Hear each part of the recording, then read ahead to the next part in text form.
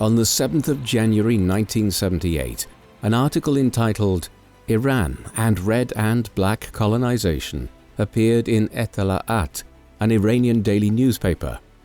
It put forward an implausible argument that the conservative religious leaders of Iran were in league with the communists and were attempting to overthrow the government of the Shah, the royal ruler of Iran. The article is widely understood to have been written at the behest of the Shah and ultimately sparked the first stages of the Iranian Revolution. Why was the Shah so unpopular? And what did he do to try to cling to power? This is the story of Shah Mohammad Reza Pahlavi and the White Revolution.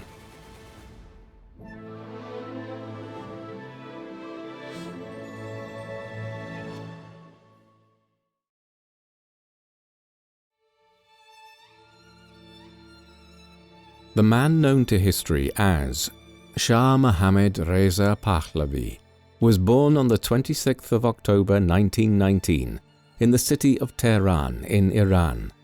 Mohammed had a twin sister named Ashraf. His father was Reza Khan, though he is more widely known as Reza Shah Pahlavi. Reza was born in 1878. He joined the Persian military when he was 14 years old and became a rising officer in the Persian Cossacks Brigade by his 20s. Reza was interested in Western culture and ideas and was well connected by his mid-20s with the ambassadors and consuls representing the European powers in Tehran. Reza married 4 times. His second wife was Nimtaj Ayromlu, later known as Taj ol-Moluk. They married in 1916. Mohammed had 10 siblings and half-siblings, but he was his father's oldest son. When Mohammed was born in 1919, the Qajar dynasty was celebrating the 130th anniversary of their rule over Iran. Persia, as the Western powers termed it, was one of the very few countries outside of Europe and the Americas which managed to remain independent during the first age of globalization in the 19th century and the accelerated wave of Western imperialism that came with it. This reflected Persia's status as a great center of civilization stretching back to ancient times. The Persian Empire between the mid-6th and mid-4th centuries BC had ruled from Egypt and Turkey all the way east to Afghanistan. Later, the Persians exerted substantial influence over the Arab caliphates that were ruled from Baghdad, while Safavid Persia resisted the armies of the Ottoman Empire in the 16th century. In the 19th century, after the establishment of the Qajar dynasty, the country became a focus of geopolitical rivalry between Russia and Britain, with Russia controlling all of the land north of Persia and east of the Caspian Sea, and Britain ruling over India and Pakistan. The Great Game, as this Russo-British rivalry in Central Asia was known, came to an end in the 1890s and 1900s through several agreements between Russia and Britain. Persia remained independent, but Britain did have a substantial interest in the country, particularly after the discovery of large petroleum reserves here and the formation in 1909 of the Anglo-Persian Oil Company.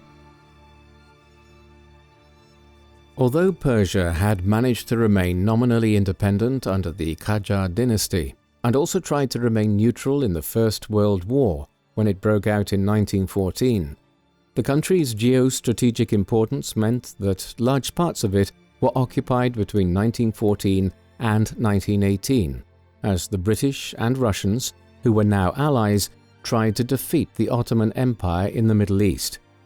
Later, the country was also impacted by the spillover effect of the Russian Revolution and Civil War from 1917 through to the early 1920s. All of this instability led to a terrible famine in Iran between 1917 and 1919. This often overlooked and forgotten event led to the deaths of an estimated 2 million Iranians. This, combined with the impact of the Spanish flu pandemic at the same time, and the way in which the Qajar dynasty had been damaged by the occupation of the country during the war, led to a military coup in Persia on the 22nd of February 1921. This was led by Mohammed's father with clandestine British support. Reza Khan then became the Minister of War and spent the next 2 years quelling numerous local rebellions across Persia. In 1923, he assumed the office of Prime Minister. Finally, on the 15th of December 1925, the Qajar dynasty, which had been left in place after the coup of 1921, were removed entirely, and Reza Khan ascended as the new Shah or King of Persia, with the dynastic name Pahlavi. 10 years later, in 1935, he began issuing directives that henceforth the nation was to be known as Iran rather than Persia, the latter of which is actually a Greek exonym for the entire Persian Empire rather than the local name for the country. Mohammed would barely have been aware of the turmoil which surrounded him throughout his youth. He was born into a country suffering through civil war, disease and famine, and grew up surrounded by military coups and political scheming that his father was at the heart of. He had only recently celebrated his 6th birthday when his father became Shah, an event which saw Mohammed become the Crown Prince of Iran. His status meant that his education was overseen closely by his father, who enlisted military officers as his tutors. Although Reza had no major experience of Europe himself, he was aware of the need to modernize Iran, and so he sent Mohammed off to attend a boarding school in Switzerland, the Institut de Rosé. This was in 1931, when he was nearing his 12th birthday. Clearly, he arrived in Europe with an elevated sense of himself as Crown Prince, but his years here were formative. Mohammed developed a love of French culture and learned to speak several European languages. In later years, he and his third wife spoke with their children in French at home. His later modernization program in Iran was partly due to his experiences during his teenage years in Europe. He returned home in 1936 to enter the military academy in Tehran. By then it was clear that the world was becoming more militaristic and violent again. Nazi Germany was rearming speedily after breaching the terms of the Treaty of Versailles, and would soon annex Austria and then Czechoslovakia in Europe. Italy conquered Abyssinia via the Second Italo-Ethiopian War of 1935 to 1937. And Japan expanded its plans to conquer China in 1937, having previously annexed Korea and created the puppet state of Manchukuo in Manchuria. The outbreak of the Second World War in September 1939, after Germany invaded Poland, would lead to Mohammed becoming Shah of Iran sooner than expected. Mohammed's father adopted a policy of neutrality following the outbreak of the war.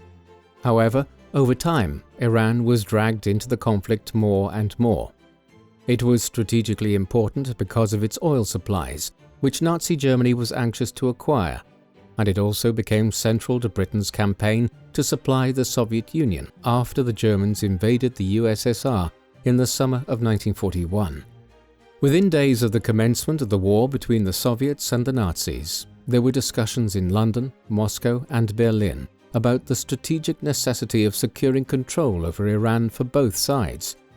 The Germans were hoping to pull Mohammed's father into the Axis alliance, but the Soviets and British acted decisively before they could do so. They felt they needed to act, as Reza had adopted an increasingly independent position in the 1930s, and was anxious to break away from British and Russian influence in Central Asia and the Middle East. Fearing that he might ally with Germany, on the 25th of August 1941, a joint Anglo-Soviet campaign was launched to invade Iran and take over the country's key apparatus. A ceasefire was agreed to 5 days later, and the Iranian army collapsed in the face of the Allied invasion. Reza Khan was sent a polite message by the British 2 weeks later, instructing him to kindly abdicate in favor of his son. The British had briefly considered whether it would be best to reinstall the Qajar dynasty that Reza had removed from power back in 1925, but in the end they decided that maintaining the Pahlavi dynasty was as satisfactory if Mohammed proved to be biddable for so long as the war was underway. Reza had no option except to do as instructed, which meant that on the 16th of September 1941, 6 weeks before his 22nd birthday, Mohammed became the Shah of Iran. His father went into exile and died in Johannesburg in South Africa in July 1944. The new young Shah in Tehran had no independence of action in the first years of his reign. Iran had effectively been occupied by the Allied powers and remained under Allied occupation until the war ended. Iran was even host to the first major meeting of the Big Three Allied leaders, the British Prime Minister Winston Churchill, the Soviet dictator Joseph Stalin, and the US President Franklin Delano Roosevelt between the 28th of November and the 1st of December 1943. While the Shah was involved in a ceremonial capacity in the governance of Iran between September 1941 and the end of the war in 1945, the real rulers of the country were the British and Soviet ambassadors and their staff. Ahmad Kavam, an Iranian politician who had served as Prime Minister back in the early 1920s after the coup of 1921, returned to the office of Prime Minister during the war and was actually more influential than the young Shah. Mohammed grew to resent Khavam's power. The shift in the power dynamic between them only started once the war ended in Europe in May 1945. A crisis erupted in the Middle East after Stalin was slow to withdraw the Red Army from Iranian territory. A prolonged dispute over the border region between Iran and Azerbaijan provided the opportunity for the Shah to push Khavam out of the office of Prime Minister and to assert his own position as ruler of the country. Thus, from late 1947 onwards, the Shah began to transition from a puppet ruler of a militarily occupied country to an independent ruler of a post-war sovereign nation.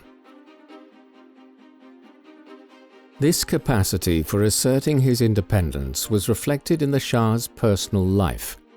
Shortly after he returned to Iran from Europe back in 1936, his father had entered negotiations with the Egyptian royal family to organize a dynastic alliance between Egypt and Iran by marrying Mohammed to Princess Fawzia, the daughter of King Faoud I of Egypt and sister of King Farouk I, who ascended to the throne in 1936.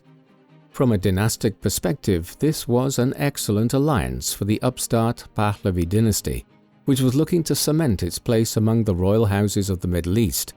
But it was not a happy marriage.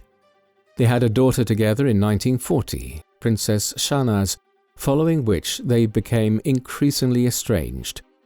Once the war began to wind down in Allied victory, Fawzia returned to Egypt, where she obtained a divorce under Egyptian law. The Shah obtained a separate Iranian divorce in 1948. He then married Soraya Esfandiari Bakhtiari in 1951. This second marriage ended in divorce too in 1958, after the union failed to result in any children. The Shah needed a legitimate male heir to continue the dynastic line, and so he divorced Soraya and married Faradiba in 1959. This third marriage produced 4 children, 2 boys, Reza and Ali, and 2 daughters, Faranaz and Layla. The claim that the Shah was possibly gay, based on his very close friendship with the Swiss man Ernest Perron, has been put forward in several studies. They met while the Shah was studying in Switzerland in his teenage years, and Perron became a powerful courtier and official in Iran after the war.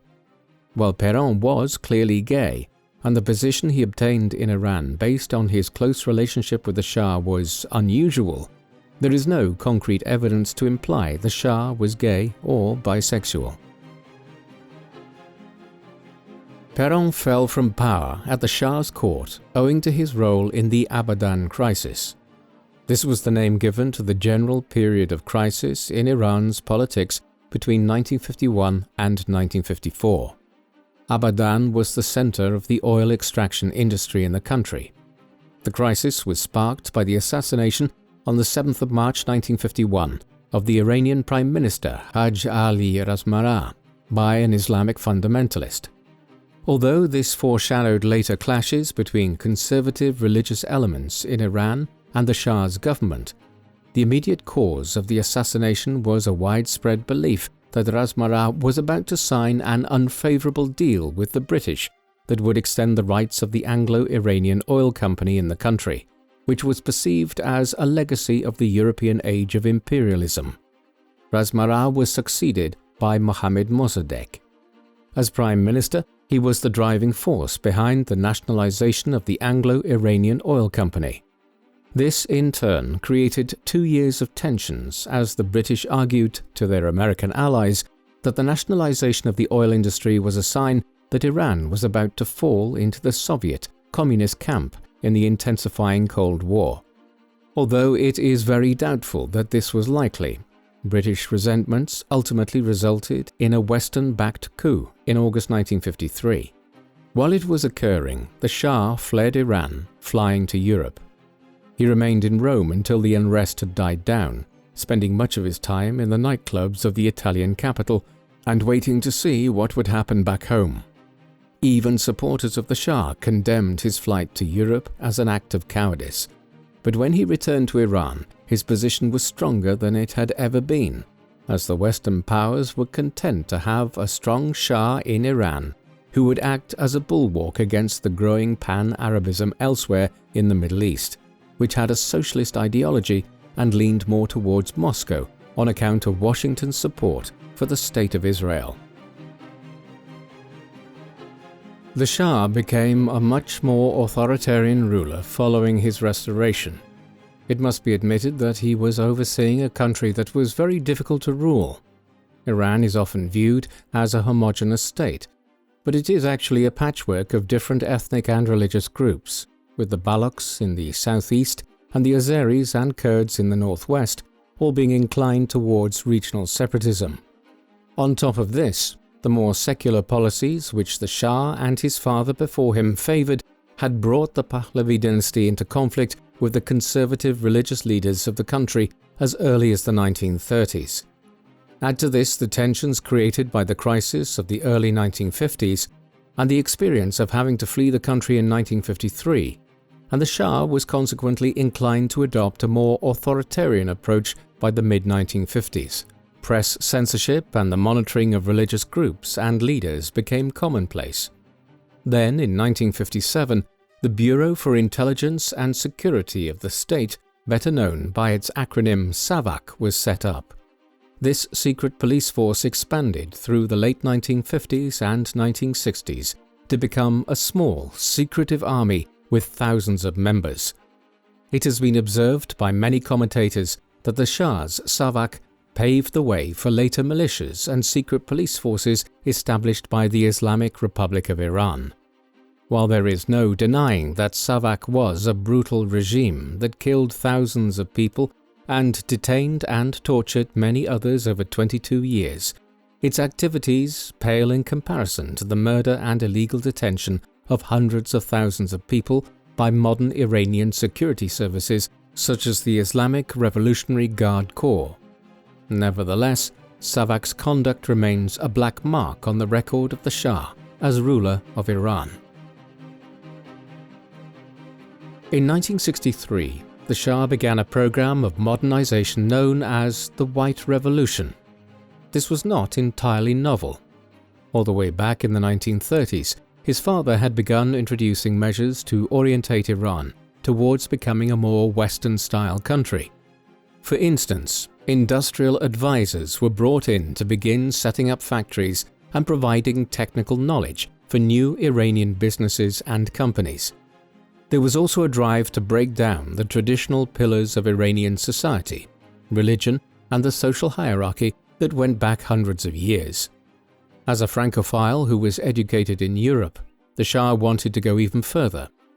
In 1963, a referendum was put to the Iranian people to commence a sweeping range of reforms. It passed in a landslide, primarily because it was boycotted by those who opposed the proposed reforms. Thus, over the next 15 years, under the auspices of the White Revolution, Huge amounts of land that belonged to the traditional aristocracy, tribal chiefs, and the powerful Shia Muslim clerics was taken into state ownership and then redistributed to farmers and the lower middle class. There was also a very considerable investment of Iran's oil revenue into expanding the education system and improving the country's infrastructure. Literacy levels improved markedly. In the 1950s, only 15% of Iranians were literate, but by the end of the 1970s, nearly 50% of the population could read and write. There were political reforms too. Women were given the right to vote in Iranian elections at the start of the White Revolution. Healthcare access was expanded. A health corps was set up which trained around 4,500 groups of medical officials to offer local healthcare around Iran. As positive as many of the outcomes from the White Revolution were, the reforms were opposed by a conservative element in Iranian society. Iran is a complex country. On the one hand, its sophisticated culture and history, going back to ancient times, has made it a learned society and one of the most liberal in the entire Middle East. On the other hand, there is a strong conservative ultra-religious element. That duality exists in Iran in the early 21st century and was there too in the Shah's time. In the 1960s, the closest thing which the conservative religious faction had to a leader was Ayatollah Khomeini, a senior Twelver Shia cleric. The opposition which the Shah's reforms of 1963 created turned Khomeini into a national figure. In January 1963, when the White Revolution started, Khomeini began giving speeches around Iran in which he denounced the Shah and condemned the reforms which were being initiated. He also led the boycott of the referendum which the Shah called on the reform program. Then, on the 3rd of June, Khomeini compared the Shah to the Caliph Yazid, an early ruler of the Arab Caliphate back in the 7th century, who played a role in the split within the Muslim world into Sunni and Shiite camps. Khomeini was basically saying that the Shah was a divisive figure who was splitting Iran into two camps through his aggressive modernization. The comparison also questioned the Shah's legitimacy as ruler of Iran. The Shah ordered Khomeini to be arrested 2 days later, a move which led to major protests and riots in which around 400 people were killed. Khomeini was placed under house arrest. When he was released, he returned to giving provocative speeches against the Shah, and in the end, he was arrested again and banished in November 1964, when he was placed on a flight to Turkey. He quickly relocated to Iraq and spent the next 13 years based in the city of Najaf there, becoming a focus of opposition to the Shah just over Iran's western border.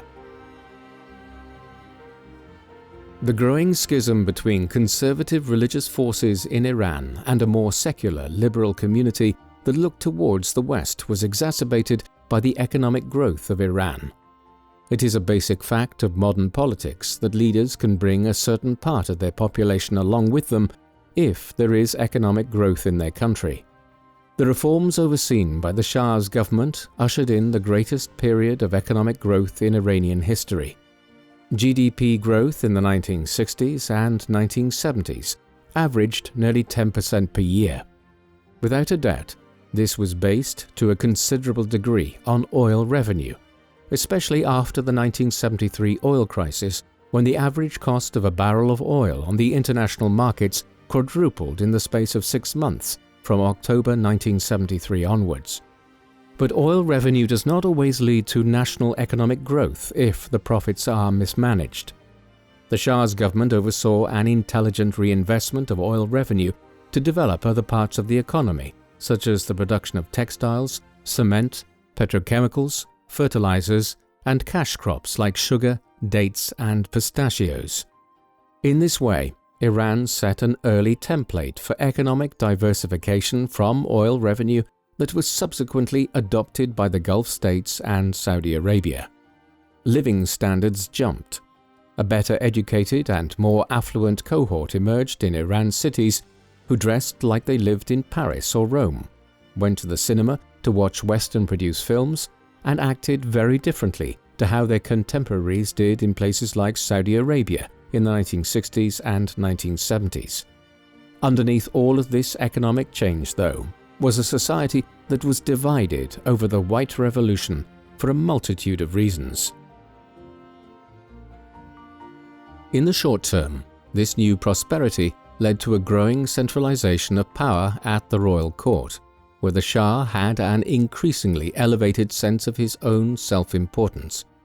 Beginning in the mid-1960s, he started to grant himself a series of ever more elaborate titles, which is rarely a good sign of things to come in an autocratic state. For instance, on the 15th of September 1965, the announcement came that the Shah would be known as Aryamer, a word which means light of the Aryans, a reference to the pseudo-scientific view that the vast array of people who speak Indo-European languages, from England all the way east to Iran and India, are descended from a root Aryan people. The Shah also held the title of Bozorg Atesh Taran, meaning Great Army Leader. In 1967, not content with being a king, he proclaimed that he was now Shahanshah, which means King of Kings. The elevation of his title was accompanied by a new formal coronation on the 26th of October that year. Finally, in mid-October 1971, the Shah presided over the 2,500-year celebrations of the founding of the Persian Empire in ancient times by Cyrus the Great. These festivities were held over a week in a tent city erected at Persepolis, which was attended by heads of state from abroad and other royal families. The dating was questionable. Cyrus the Great had conquered the Babylonian Empire in 539 BC. So it would have made more sense to hold this 2,500-year anniversary in 1961. Ultimately, it, along with his expanding array of titles, was a sign of the Shah's accelerating sense of his own importance and power. There was also an evolving foreign policy adopted by the Shah in the 1960s and 1970s. The Pahlavi dynasty's foreign relations had shifted repeatedly. The desire to break away from British dominance of the oil industry in the Middle East had led to some skepticism about Western influences in Iran, which peaked in the Abadan crisis and the coup of 1953. Despite later interpretations of the Shah as being a classic Cold War-era strongman aligned with Washington, the relationship was more complex. The US and British intervention in 1953 led to a new arrangement whereby Iran's oil industry was placed into a trust controlled by various international entities. Because of this, the Shah and his government were tied to the Western powers for the next 19 years. But he demonstrated his independence of action in March 1973 when he nationalized all foreign oil interests, nullifying the actions of the British and Americans 20 years earlier. Although Saudi Arabia led the oil embargo on Western nations later that year, Iran benefited greatly from the pursuant price increase. In terms of his diplomatic stances throughout the Middle East, the Shah adopted a much more conciliatory line towards Israel than the vast majority of other Muslim nations. This was in return for US support in Iran's regional rivalry with Iraq. More broadly, as his reign went on, he cultivated strong ties to the US, Britain and France, particularly with leaders like Charles de Gaulle in France and the US President Richard Nixon. Part of the Shah's foreign policy outlook was shaped by a desire for energy diversification and military power in the Middle East and Central Asia. The 1950s, 1960s, and 1970s were an era in which nuclear power was a favored source of energy production. The Shah's government began developing a nuclear program in the late 1950s with technical advice from the Americans, French, and West Germans. In 1967, the Tehran research reactor became operational.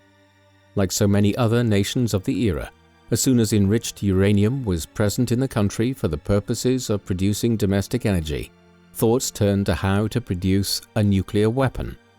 By 1974, the US State Department was concerned that the Iranians were looking to use enriched plutonium to manufacture one. They were also anxious about the proliferation of nuclear material around the country, and concerns were expressed in Washington about what might happen to these resources if Iran experienced a new revolution, invasion, or change of government. It was understandable that the administrations of both President Gerald Ford and President Jimmy Carter were concerned about this. The Shah started behaving from 1974 onwards in ways that led to rising unrest in Iran. This is surprising on some level. Rapidly rising oil revenue and the nationalization of foreign interests in the oil industry in 1973 meant that the coffers of the Shah's government were never fuller, but the unprecedented amount of money at his disposal led to hubris. In March 1975, Mohammed turned Iran into a one-party state when he set up the new Rastaki's Party, or Resurrection Party, and made it the sole legal political party in the country, merging multiple existing political parties into it. More worryingly, rampant corruption developed. Billions of dollars worth of oil revenue was siphoned off into the hands of the Shah, his family, and a close coterie of aristocrats and politicians. This uneven distribution of Iran's newfound wealth was compounded by steeply rising inflation as money poured into the country without proper fiscal management. Inflation rose to an average of about 15% per year in the second half of the 1970s. Corruption seeped into everyday life, with government officials, police, and court officers all requiring bribes to serve the public interest. Opposition to the regime spiraled amongst both left-wing, secular liberals, and much more conservative religious leaders who looked to Ayatollah Khomeini, in exile across the border in Iraq, as a leader of their movement. The Iranian Revolution began with the publication of the article Iran and Red and Black Colonization in Etala'at in January 1978, most likely at the behest of the Shah. It escalated incrementally over the next year. The deaths of an estimated 450 people in the Cinema Rex fire on the 19th of August 1978 was a major turning point. The Shah did try to respond as opposition demonstrations intensified around the country, drawing hundreds of thousands of people out onto the streets. For instance, in October 1978, the Shah announced the dissolution of the short-lived Rastaki's Party, hoping that political liberalization would quell the unrest. He also pressured the Iraqi government to expel Khomeini. The Ayatollah briefly resettled in France and waited for the opportune moment to return to Iran. These measures were ineffective, and unprecedented rallies in December 1978 led to upwards of 10 million people taking to the streets to show their dislike of the regime and signal the need for change. By then, the Shah was becoming increasingly desperate and paranoid. He attacked British and US diplomats in Tehran and claimed they were clandestinely supporting the protesters in the hope of displacing him. Once street fighting commenced between the government and protesters, the regime was on borrowed time. Word soon reached Mohammed that leading generals were in discussions with the opposition. On the 16th of January 1979, the Shah flew out of Iran, never to return. 2 weeks later, on the 1st of February, the Ayatollah arrived home after 15 years in exile. Intense debates over the future trajectory of the country followed, and it was only in December that the Ayatollah was confirmed as the first supreme leader of the new Islamic Republic of Iran. The narrative will always be that the Shah fled from Iran as the opposition to his rule reached a crescendo, and he was in danger of being overthrown and detained if he didn't leave the country in January 1979. In this light, the cover story that the Shah was ill and was traveling abroad for health reasons is seen as a smokescreen. However, two things can be right at the same time. The Shah was genuinely very ill, He had been suffering from chronic lymphocytic leukemia since around 1974, a type of blood cancer. By the time he went into exile for the second time in 1979, his condition had sharply deteriorated. Indeed, Western leaders perhaps did not back him as strongly as they otherwise might have, because they believed he would not live much longer. What he did after leaving Iran was therefore unwise. Instead of immediately seeking out the best healthcare he could, which the family certainly had the finances to do, he spent months traveling across North Africa and then to Central America. Mohammed spent time in Egypt, Morocco, Panama, and Mexico. When he was finally examined in Mexico by a high-level physician, Dr. Benjamin Keane, things were drastic. He had developed severe gallstones and had multiple tumors. At that stage, President Jimmy Carter was convinced to allow the Shah to enter the US on compassionate grounds. Carter had previously been reluctant to do anything that might look like he was granting the Shah political asylum in the US. He was receiving treatment in America by October 1979, but surgery revealed the extent to which his cancer had progressed and showed that his condition was now terminal. In early 1980, his health continued to decline as infections set in. Undeterred, the Shah continued to travel, returning to Egypt. He ultimately died in Cairo on the 27th of July 1980 at 60 years of age. With the family unable to bury him back in Iran, his remains were laid to rest in the Al-Rifa'i Mosque in Cairo, in Egypt. Iran has gone through peaks and mostly valleys since the Shah's time as ruler of the country. The relationship between Iran and the Western powers collapsed after the revolution owing to the kidnapping of 66 Americans by Islamic extremists with connections to the government at the US Embassy in Tehran on the 4th of November 1979. Over 50 of these were held hostage for nearly 15 months. By the time the hostage crisis ended in January 1981, the relationship between Iran and the US was hostile. It never recovered.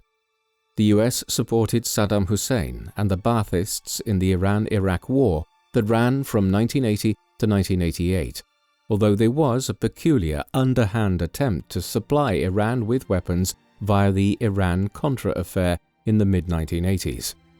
The Ayatollah died in 1989 and was succeeded by Ayatollah Ali Khamenei as the second supreme leader of Iran. Under his rule, there was a window in which Iran could have changed course.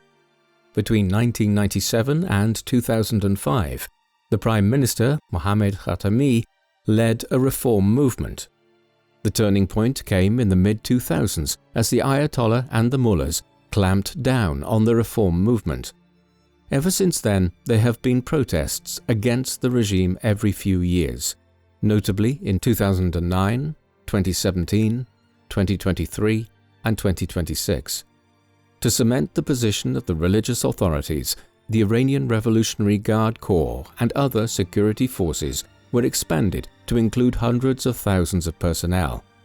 Meanwhile, on the international front, Iran remained under heavy sanctions, which reduced the amount of income it could receive from the sale of its oil, while Iran's support for Hezbollah in Lebanon and the Houthis in Yemen, along with other regional proxies, made it a constant enemy of Israel.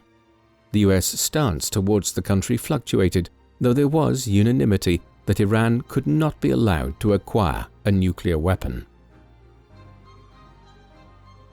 As this tortuous relationship between Iran and the West played out in the 1980s and 1990s, the Shah's eldest son and claimant to the dormant title of Shah, Reza Pahlavi, decided to move to the United States after first living in Egypt and Morocco for several years after his father's death. He had become a fulcrum for conspiracies concerning the Iranian regime.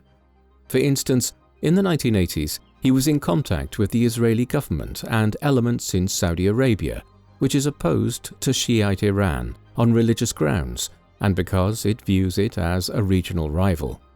By the end of the 1980s, Pahlavi was presenting himself as the voice of the Iranian opposition in exile and a leader of the Iranian-American community, which grew considerably in the 1980s as a result of the exodus following the revolution.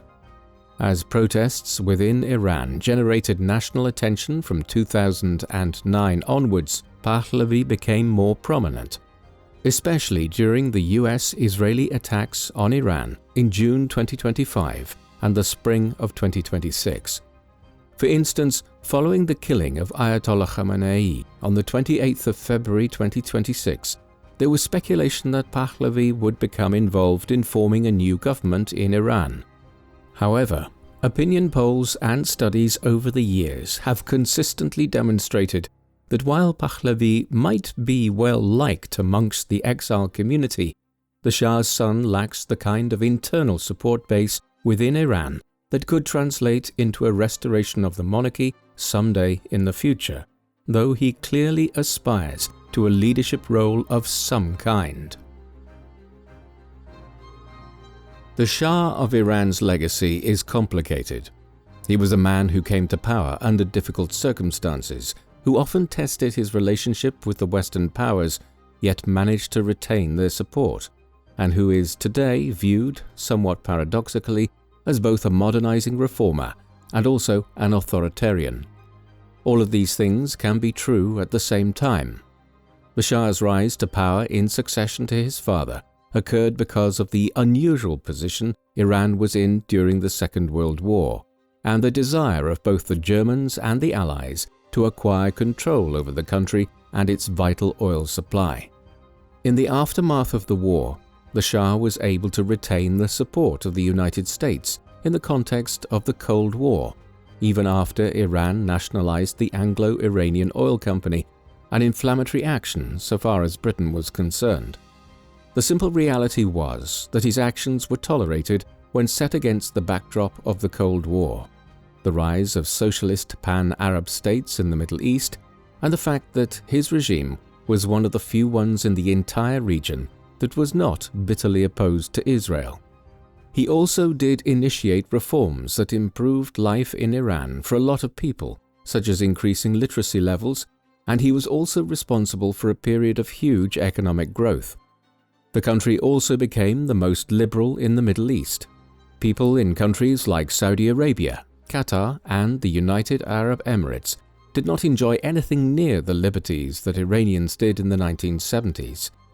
Moreover, with oil prices turbocharging Iran's economic growth from late 1973 onwards, the Shah should have been popular and successful.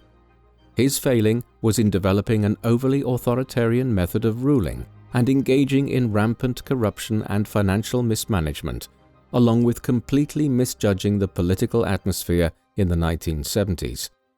Then again, maybe this challenge was beyond the ability of any leader. The same forces of liberalism and conservatism, of secularism and religious zealotry, which the Shah failed to contain in the 1970s, have characterized Iran's turbulent politics ever since. What do you think of the Shah? Was he a liberal ruler who was building a secular modern Iran before the revolution led to his overthrow? Or was he a corrupt authoritarian who caused the revolution through his abuses of power? Please let us know in the comments section.